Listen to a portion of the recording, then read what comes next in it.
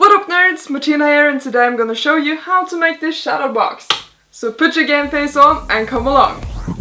We gotta do the basics first, which is making a template. I have made a couple of different ones before, but this time I really want to make one of Gandalf fighting the Balrog. We're basically just taking bits and pieces from different pictures and combining them into one, and then we can create our separate layers.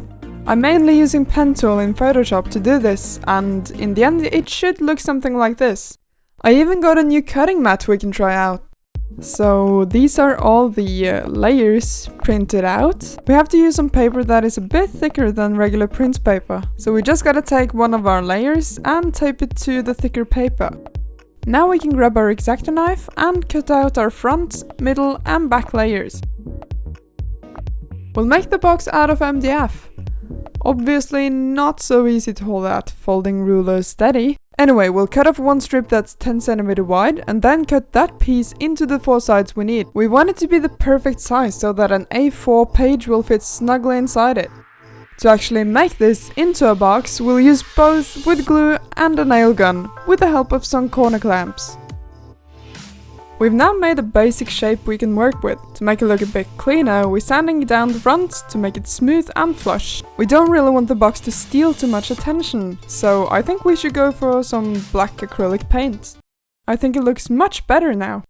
The paper won't hold itself, so we gotta make a couple of support corners. I'm just marking them up with a 2 cm space between them and simply cutting some cardboard squares that can be glued onto the box. It doesn't have to be more fancy than that really. Gotta check if they're all sturdy enough when the glue's dry. Yeah, feels fine. It's time to deal with the electronics. I wanna switch on the side here, so we gotta drill a hole for that. We need another hole for the power input too. Before we continue, I'm just gonna do a quick layer of paint.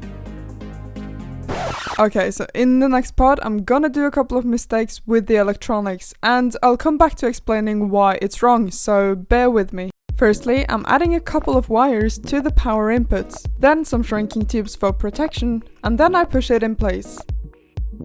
After that I'm connecting a piece of red LED to it and connecting that to a white LED strip.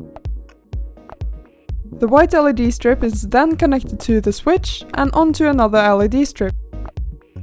Here, it's easier to look at the schematic. This is what I had originally done. I thought that the LED strips were wired in series, and so I put the switch here, because if they were wired in series it wouldn't matter where the switch was, because the circuit can be broken anywhere. But LED strips are not wired in series but parallel, so the wires here and here has to be moved like this. Now the power input is wired directly onto the switch. Inside each of those square sequences there are 3 LED diodes that are wired in series, while each of those sequences are wired together in parallel. Therefore the switch works now. Now we just gotta fix my mistakes, so we're cutting the wire here to solder that directly onto the switch, and then wire the LED strips to the other side. The electronics are working, which means that we can glue on our paper cutouts. I figured that this way to insert them is the easiest, so they don't get folded or anything in the process. Gluing on the front layer. There's just one more thing to do now. We need something to cover up the back. We'll just use some cardboard for now, with some paint and tape to fix it up. It shouldn't look too bad. The most important thing to remember is just to add a layer of aluminium foil to the inside to increase the brightness of the lights. And that's basically it! We did it!